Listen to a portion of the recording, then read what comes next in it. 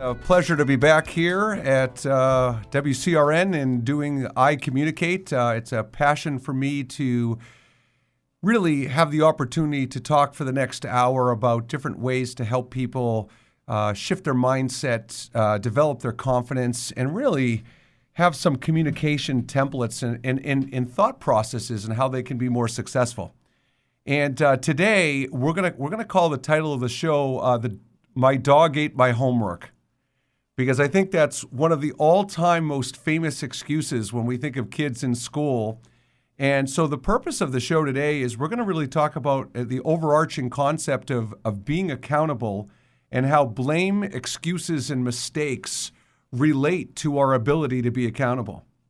And it's funny because I think I'm a huge sports fan, as our regular listeners probably know, and pretty rare for officials to actually be held accountable. The NBA regularly releases what they call their last 2-minute reports that said they made a mistake, but they're alerting to us that they made a mistake, but they don't necessarily do anything about it. We don't know if there's any additional education being given to the referees. We don't know what those private meetings look like. And I start with that today because I think that's really the crux of accountability. I think we all can agree there are different kinds of mistakes we make, and there are different kinds of excuses we give. But I think when people do us wrong, when people don't treat us the way we hope to be treated, want to be treated, or expect to be treated, then we want some reciprocity. We want some kind of compensation for the mistake in many cases. Now, some people, and I've spoken to many people in all walks of life, whether it's friends, colleagues, professional training that I've done, and who'll say, you know what, if someone gives me a simple sorry, that's good enough for me.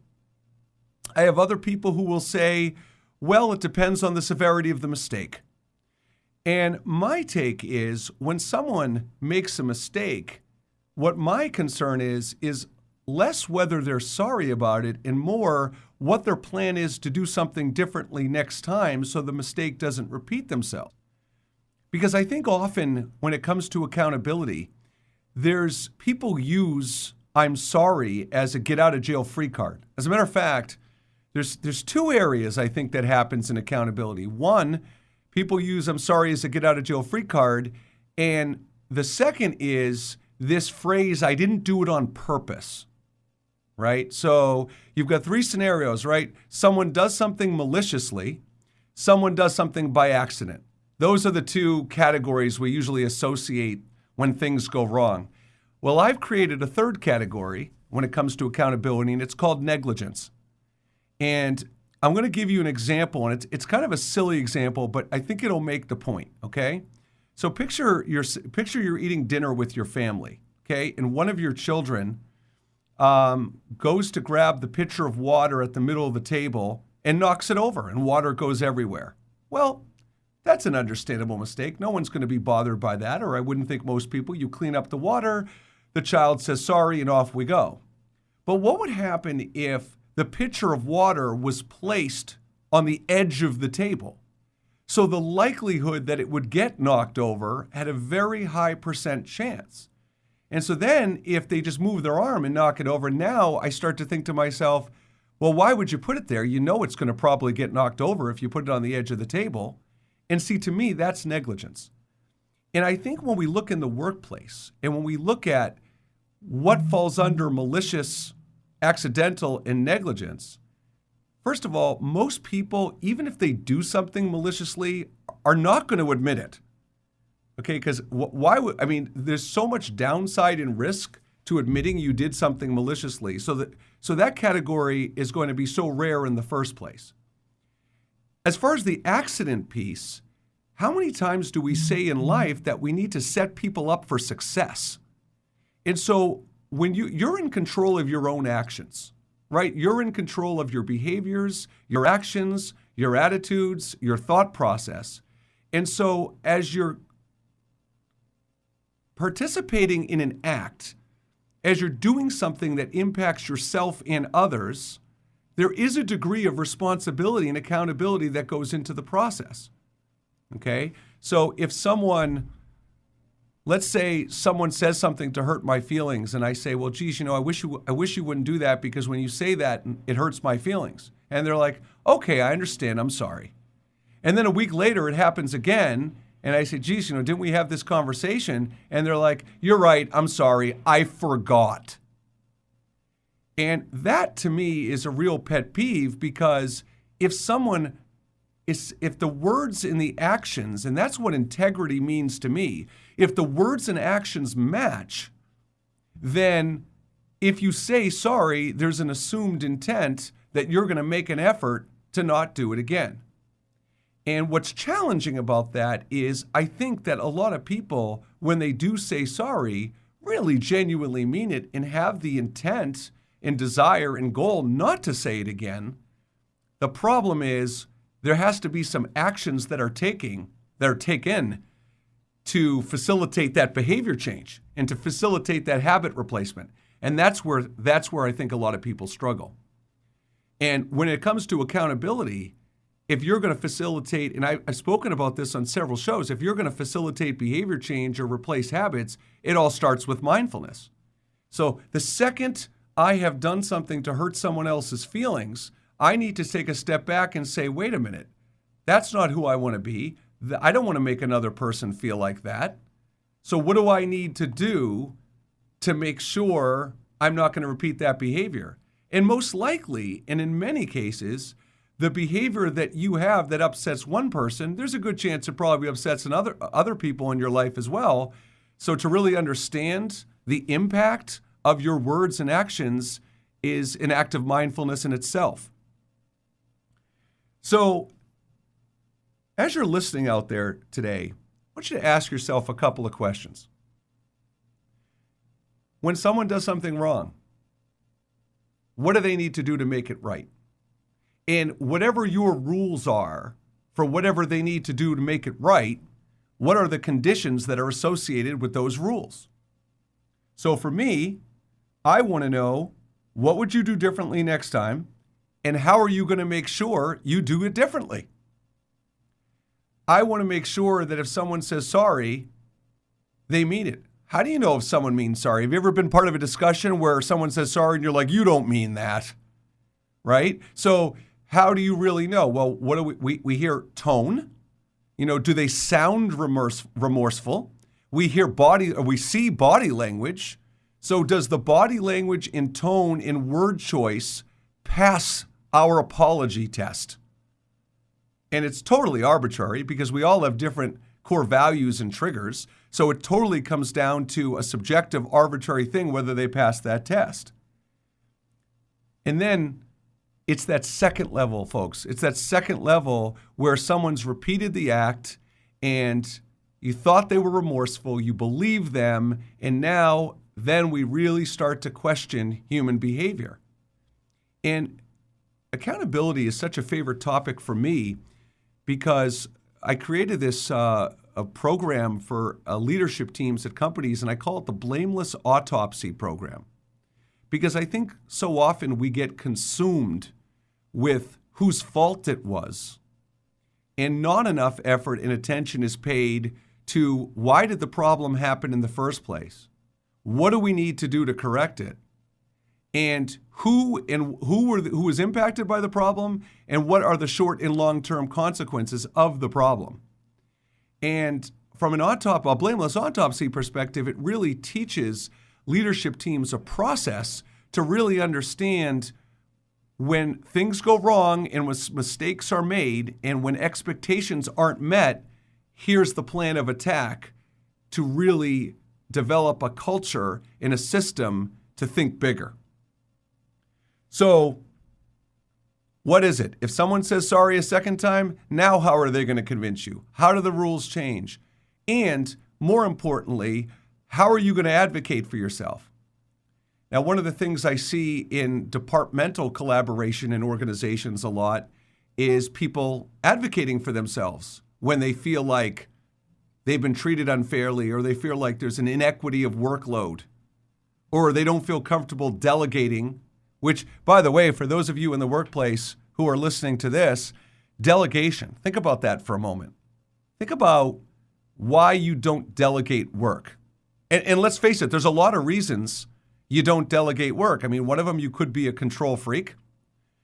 One of them could be that you don't think the people you would delegate the work to will, you have the same standards and pride that you have in your work. It could also be that the people who you would delegate the work to, you don't think are qualified and competent enough to handle it. So there's lots of factors around why work isn't delegated. But again, this goes right back to accountability and owning your thoughts and feelings about what your own issues are and the little faith you have that other people will be accountable for their performance. So when we come back from the break, we're going to expand on more about the accountability aspect in the workplace, and we're going to get a little bit into the concept of excuses. So this has been ICommunicate. I'm your host, Mark Altman, and we'll be back after the break. Welcome back, everybody. Good to have you back. And I was thinking of a story during the break. When I work with high school and college kids, we talk about when they are late for class or they are late on turning in an assignment. And so I've asked so many kids and so many students that when you're late passing in an assignment, what do you say to the teacher? And what do they say? They say, "Oh, geez, I'm sorry I'm late. I didn't have a chance to get it done. I had a lot of extracurricular activities." And they start listing excuse after excuse after excuse. And I said, what if you did this? What if you went to a teacher and you told them, a professor or a regular high school teacher, and you said, "Yeah, I was late passing in the assignment." And then the teacher says, "Well, what happened?" And you said, "I have no excuse. I just didn't manage my time properly." Now, assuming the teacher wouldn't pass out on the spot in shock by hearing something like that, some kind of accountable response, it's the truth. That's the reason 95, maybe 99% of the time when people don't pass in assignments on time, they did not manage their time properly. And so what it comes down to is, and in this segment, we're going to talk about why people give excuses. Okay, what's the motivation to give an excuse? And here's where it starts. It starts with the fact that we invite excuses. Because when we do something wrong and we have to address it, 9 times out of 10, the person who we wrong says, "Well, why did that happen?" So if you're late for work, how come you were late? If you didn't pass in the assignment or the project, why didn't you do it? So it's almost a reflex reaction we have as humans where we just immediately default to giving an excuse because it's almost as if we're being asked for an excuse. So that's where it starts. That's the first problem. The second problem is we're hoping for empathy or sympathy, right? Once you give that reason for empathy or that you're hoping the other person's like, "I understand." And what's funny about this is, for those of you, can anybody guess what the most common thing to give an excuse for is?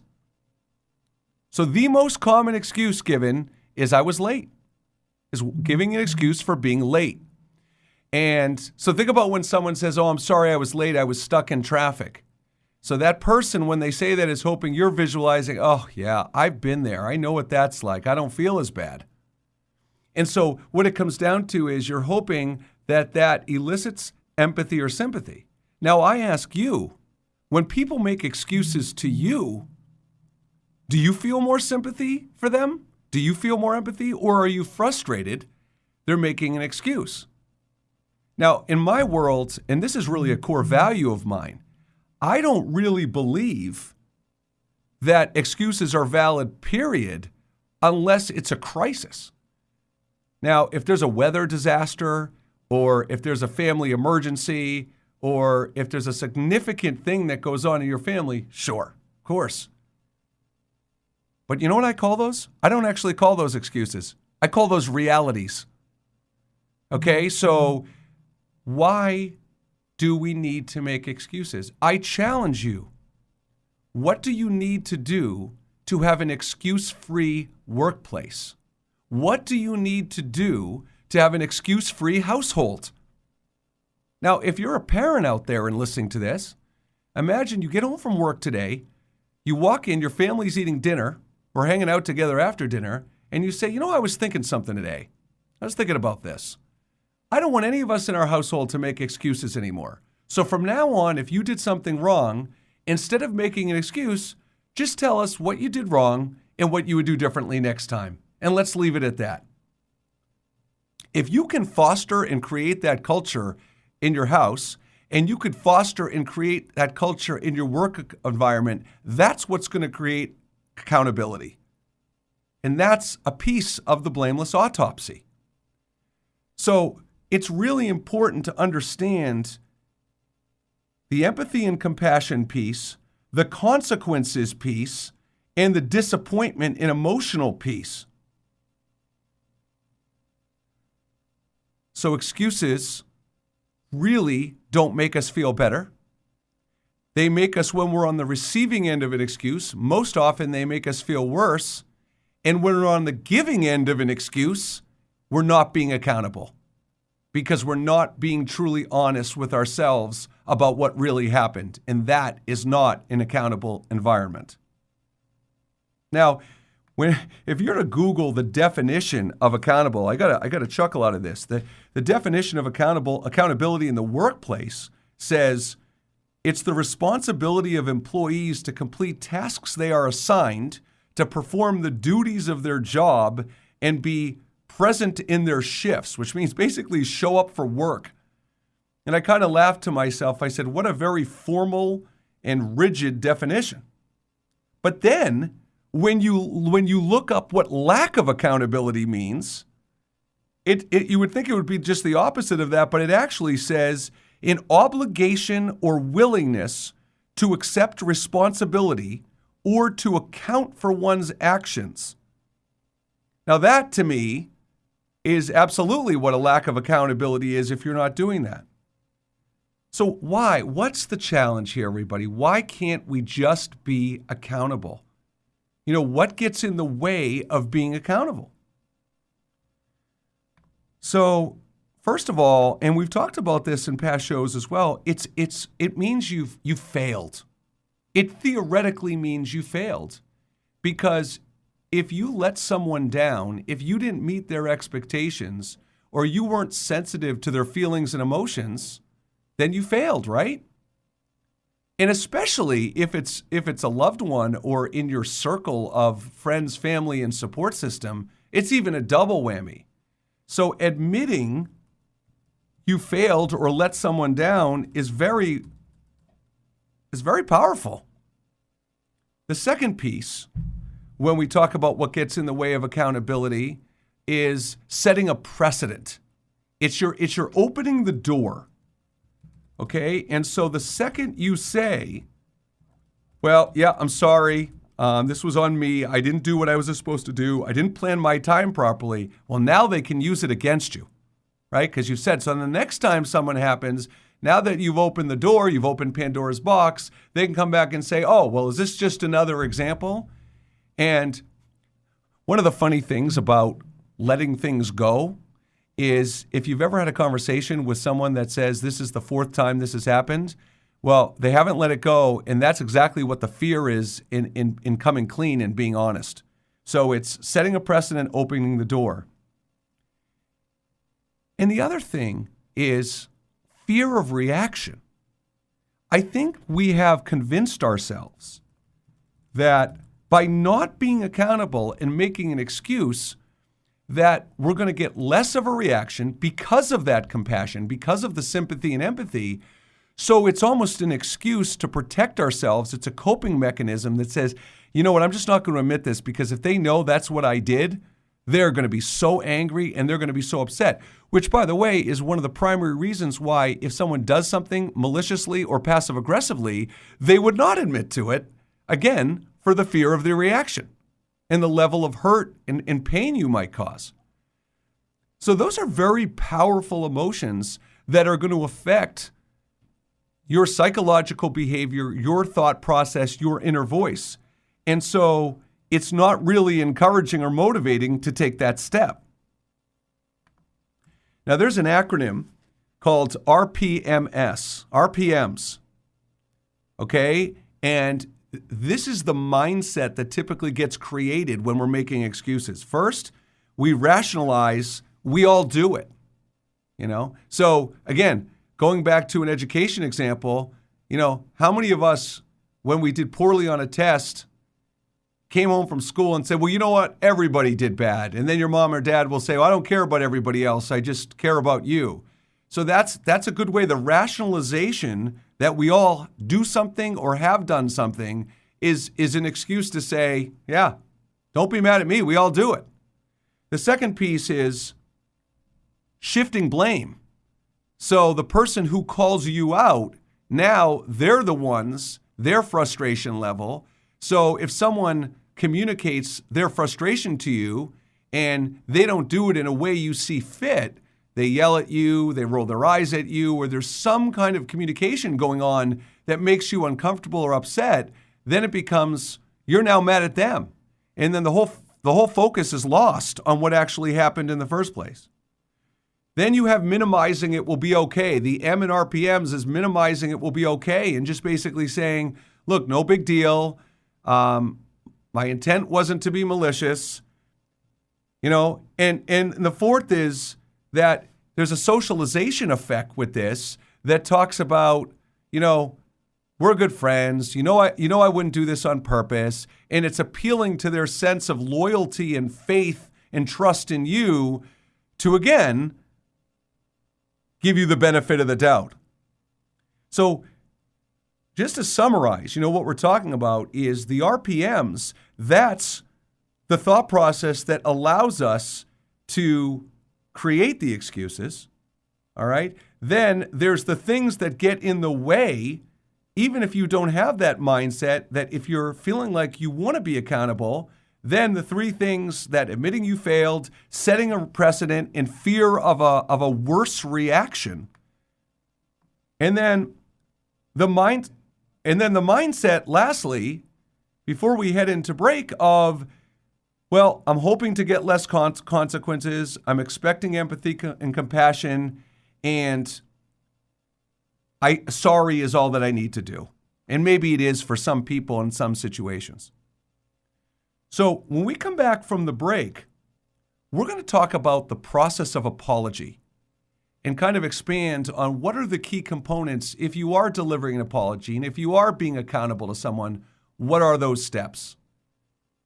So this has been Mark Altman, founder of MindsetGo, and you're listening to ICommunicate, and we'll be back after the break.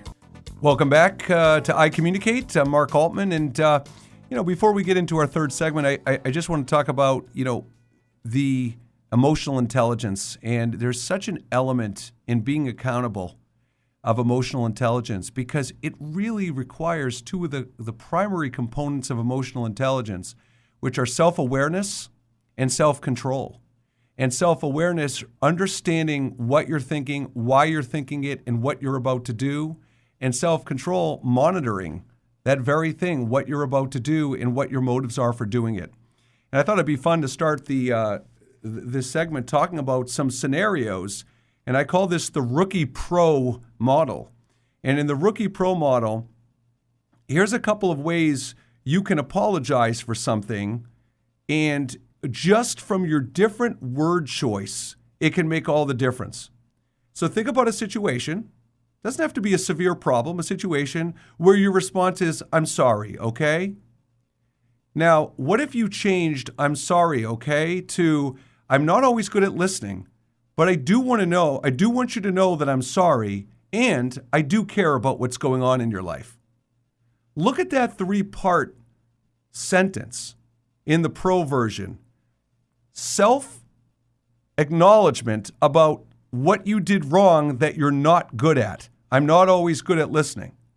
Part 2, the genuine apology, which is sandwiched in between your self-acknowledgement, and part 3, which is I do care about what's going on in your life, which was the assumption and judgment they were making by your failed action in the first place. So part 1 is, here's what I agree. I'm validating what you said. I didn't do a good job of that. Part 2, the genuine apology. And part 3, again, validating their fear or concern in the relationship with you. Okay? Second scenario, minimizing. Okay, it happened. It's over. Can we just move on? All right? And the pro version of that is, I'd like to brainstorm how we can make this right. So there's an element of there's an element of accountability that involves collaboration. You don't necessarily have to have all the answers. As a matter of fact, in most cases, it's good if you don't. Because if you've done wrong by someone and you're trying to make an excuse and your response is, look, I know I didn't handle this well. I know I didn't do this right. Well, can we brainstorm and how I don't repeat this act and how we can make a better situation next time? Turning it into a collaborative thing is a really strong way to strengthen that relationship, and it really will indicate that you're trying to make an honest effort to avoid similar situations. And then the last one is, when you do apologize, there's an expectation by the apologizer that the other person should just accept it. I did my job. I apologized. So it's, I apologized and you can't even accept it, or you don't believe me. Well, we know that happens, right? And so now, in a situation like that, take your time, okay? And just, if they don't accept it, just acknowledge that you understand they had hurt feelings, why this disappointed them, why this frustrated or saddened them, and say, look, take your time. When you're ready to talk about it more, I'm ready to listen. And I think those scenarios don't take a lot. But as you're listening to the show today, if you're in your car, in your office, and you're shaking your head going, yeah, that's right, that would be a much better way to do it. Well, how are you going to remember? Because when you go home tonight, you might not remember those rookie pro scenarios we just talked about on the show.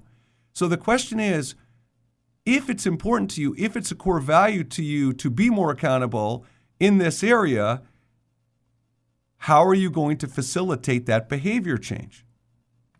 Now, when I think of how some different scenarios, right? I'm gonna give you some different scenarios and how you could solve some of those problems, because my favorite thing to do as a coach and as a trainer and as a speaker is to solve problems. Very often when I go into trainings, I walk in with an established and set curriculum that has been researched and proven. And I walk in the door and people share their communication challenges, and the whole training ends up evolving about solving problems that affect them personally and professionally. And it's almost like when people say, could you just get to the point? You know, that's what people want. They want to know how to make this stuff relevant and applicable to their own lives. And so when you talk about habit change or behavior change or self-awareness around your emotions, you're only likely to really change those behaviors if you understand what's going to be different. And part of the problem with apologizing and being accountable is when you've had those interactions with people that haven't accepted your apology, or if you've thrown your heart on your sword and have really gone about the right process and people haven't received it the way you want, it's very easy for your inner voice to say, don't bother. You know, you tried doing it the right way, so it's not worth it. And that's where believing in doing things a certain way and sticking to the process when you know it's right becomes very essential to make this effective and be accountable. So think about some scenarios for a moment.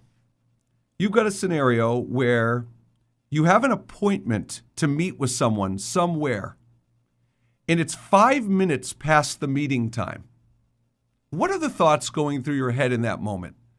And I assume they could run the gamut from, well, it's okay, it's only 5 minutes, to, geez, you know, I found a way to be here on time. I don't quite understand why they couldn't, to, how rude. You know, I'm here. So it could be empathy and understanding. It could be slight frustration, or it could be anger. Now, keep in mind, I want to add some components to this. Now, they're 5 minutes late, and no previous pattern has been established. So it's not like you've had appointments for them before, and they haven't been late. But here's the one that really gets me. How about no notification of lateness? So don't we all have this unspoken expectation? If you're going to be late, at least let me know, right? And so then it maybe stops being a route, whether it's 5 minutes late or 10 minutes, 15 minutes late. They didn't even have the courtesy to let you know. So there are so many dynamics that go into human communication and relationships that a simple thing like 5 minutes late or 10 or 15 minutes late has so many criteria that could impact how you handle that situation. So what I think about in a scenario like that is I say, okay, what is my waiting period? So if someone's 5 minutes late, am I going to wait around for them? I am. Instead of worrying about being angry or having unspoken expectations that people could never meet, I'm going to define my waiting period and say, look, if it's 10, 15 minutes late, maybe I'll reach out to them. Yes, I would have liked them to have the courtesy to reach out to me and be on time, but they didn't. So do I want to get frustrated or do I want to do something about it? And I hear a lot of people talking about that one of the things that would affect their reaction is the purpose or type of meeting that they're late for or the level of the relationship. And I think both of those are very relevant. But every time you have scenarios that broaden to too many depends, and well, if it was this way, I would do it this way, it gets very hard to build a communications template and an emotional intelligence template to protect yourself from your own thoughts, frustrations, and fears. Now, think about the flip side of this, right? How many of you have gone to a doctor's office and you end up sitting in a doctor's office for 15 or 20 minutes? And this is where the tables are turned because doctors, in many cases, have created a dynamic where we're just supposed to expect we're going to be late. So if I go to a 2 o'clock appointment and I'm not seen till 2:15 to 2:30, in many cases, I don't even get frustrated because I've lowered my expectations so much that it's okay. So now look at that. In a situation like that, if you don't show up on time for an appointment or you miss an appointment, you could very often be charged. So if they're late, you're supposed to have the expectation that it's okay. But if you're late or you miss an appointment or cancel an appointment without enough notice, then there's no accountability on the other end. And so we went from a casual meeting and being late to now the different mindset of going to a doctor's office and being late. Now let's go to the really high level. The third part of this. You have made plans with your significant other and made reservations to have a fun evening together, and you get that call that says, geez, honey, I'm sorry, I'm going to be about a half hour late. Could mean you lose the reservation, could mean your plans are canceled up in the air. What's the difference? The difference is that how accountable we are and the level of frustration or interest level we have in holding people accountable obviously are impacted by the expectations of the people we're in that relationship with. So if that significant other breaks that news for you that creates disappointment and could affect your happiness and what you were looking forward to in the evening, what the heck are they going to do to make up for that? How can they be accountable? And then again, like I said earlier, is there a pattern of behavior? Did they give you advance notice? So when we come back from the break, I will share with you some different ways you can cope with things like that and some other situations that might trigger you so you can develop self-awareness. This is ICommunicate. I'm Mark Altman. We'll be right back. Welcome back, everybody, for our final segment, ICommunicate. We're talking today about accountability and the prongs related to accountability around blame, excuses. And so, we talked about some scenarios before the commercial break. And I want to talk about, in our final segment, how to cope with some of this stuff and how to not repeat these mistakes. And it's really important. I mean, when it comes to relationships, the typical person, when it comes to relationships, the number one key to building a relationship is trust. Okay? So most people have a core value of trust, and that if you violate that trust and if you lose that trust, depending on the level of the relationship, it can be very hard to repair. And when you aren't accountable and you make excuses, it is a huge violator of trust. Because if you disappoint me, or if you don't meet my expectations, or if you let me down, then I don't know if I can trust you in those areas anymore. And what's really goes under the radar, I believe, with accountability is how that impacts our ability to trust. And I mentioned earlier in the show about delegation, and we were talking about why mid-level managers and executives don't delegate. It might have been one failure point. It might have been they counted on someone for one project, didn't do it, didn't seem particularly bothered that they didn't deliver on what was expected, and so now trust has been lost. You know what? I can't count on people. I'm just going to do it myself. That mindset. And so it's one thing to make the mistake. It's one thing to let someone down. But if you don't facilitate that conversation that opens the door for re-earning that trust, then you really lose the ability to be accountable. So when I think about how this works, and the way I teach it is I split it up into sections. And this is a full training we do at MindsetGo, so I'm just going to give you some simple tips for today and an overview so you can get an understanding of where to go. So section 1, it's all about identifying when you've made a mistake. And so it might seem so obvious to our listeners, well, I know I made a mistake. Well, but the way you typically know is one of two things. You've received feedback or response from someone else, so you couldn't not know, or you had a set of expectations and standards and goals that you didn't meet. So it's typically going to be one of those two things. And what's important about that section 1 process is even if you're able to identify the mistake that's made, and it's not just being accountable to other people about what you do about it, it's being accountable for yourself. Because your self-esteem and self-confidence is going to be a big part of the foundation in your ability to approach someone else to be accountable. Now, when you make mistakes, it's what feelings do you associate with the mistakes? What kind of support system do you have to not continue to make mistakes? Do you have people to talk it out with? And does the way you actually process your thoughts and mistakes allow you to utilize your support system? And all of these components relate to being resilient. Okay? Now, when you get to section 2, and we've talked about this throughout the show today, it's the severity level of the mistakes. How do you measure when you make a mistake? How do you make that judgment call of how bad the mistake is? And I have to share with you, I was watching a TED Talk the other day. It was outstanding. And the psychologist in the TED Talk, he actually he used a metaphor that will stick with me for the rest of my life. And he talked about psychological injury versus physical injury. And he said, when we make a mistake or when we experience failure and rejection, he said, what do we typically do? Well, we beat ourselves up. We start ruminating on, what could we have done differently and why did this happen? And gosh, I'm not really good at this, or I'm a bad person, or a whole gamut of thoughts and emotions could happen. Yet, the metaphor he used is, let's say you break your leg. Okay? If you're lying on the street with a broken leg, you're not going to seek out a knife to stab your leg to make it worse.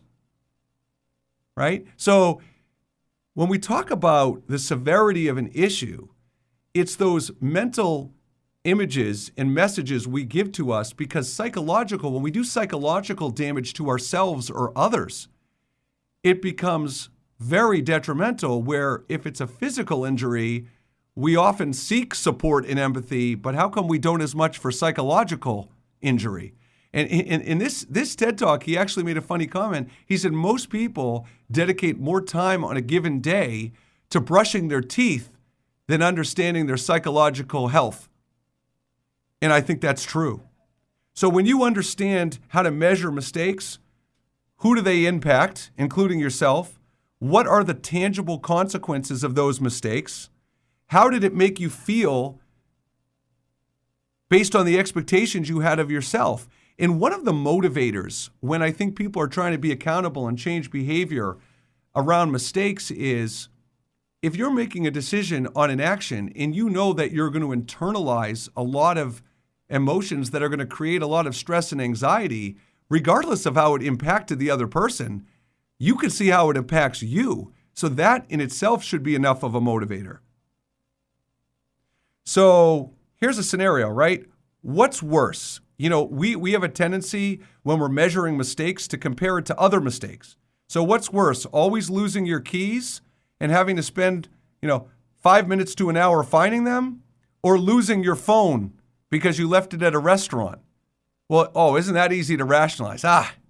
It's my keys, it's not my phone, and I eventually find it anyway. But I talked about the RPMs acronym earlier, and that's comparing to other mistakes is a rationalization that it could be a coping skill to talk yourself off the ledge, but it could also be a rationalization that doesn't motivate you to change your behavior. And I got to tell you, one of the best decisions I've ever made is when I get home from work every day, even when on the weekends, I have a place in my kitchen where I hang my keys. And it's like breathing, eating, and sleeping for me. I do it like clockwork. And it is so, as I look around with friends and family and people in relationships, and I see all that stress around losing keys, I'm just like, man, find a place to put it and just do it. So the severity issue in measuring the impact is really important. Now, when we talk about Section 3, we're talking about the post-mistake process. And we talked about what are you going to do to make up for it? Okay? And you can't make that decision on your own. When we sit there, and even if we've identified the mistake, we've identified the severity of the mistake, and even if we think we know that other person so well that I know what I'm going to do to make it better, I'm going to do this, this, and this. It's almost like someone at work who misses a project or didn't pull their weight on an assignment, and they say, you know what I'm going to do? The next time we have this assignment, I'll take over some of your work. But that might not be what makes up for it. In the post-mistake process, the kryptonite to executing that effectively is assumption. So we don't want to assume the way to make up for it. We want to ask. We want to understand what's going to be meaningful to the other person and how that we can demonstrate that we've learned from the mistakes. Is it by giving an update or a follow-up on the effort we're making on the mistake? It could be a lot of factors, but those are really a critical best practice in the post-mistake process. So, look, in summary, this three-step process, here's what I want you to take away. Be able to identify and own your mistake and understand the impact it has. Apologize to anyone affected with the intent to not repeat the behavior, with a plan of how not to repeat the behavior. Third, fix it by making suggestions, showing that you've thought about it, but also understanding what's going to be most meaningful and what's going to have the most impact to them. Reflect on the mistake. Understand, where was my mind at? What was the situation that caused this mistake to happen? Where was my mind at? Was I already having a bad day? Was I not emotionally intelligent? Fifth, address the root cause. Really try to drill down and ask specific questions on what led to this mistake in the first place, and what was there a passive-aggressive thing going on? Was there an internal frustration with that person? Was it, again, you were having a bad day? Get to the root cause of what caused the behavior in the first place. And last but not least, share what you learned with anybody and everybody. Be vulnerable. Find an accountability partner that can really support your personal and professional development in the workplace and at home. So for more information on our Blameless Autopsy program and accountability training, certainly you can reach out to us at 978-206-1535. I am your host, Mark Altman, and certainly you can reach out to me via email at mindsetgo.com. Otherwise, have a wonderful Thursday afternoon. Special thanks to my buddy and producer, Ted.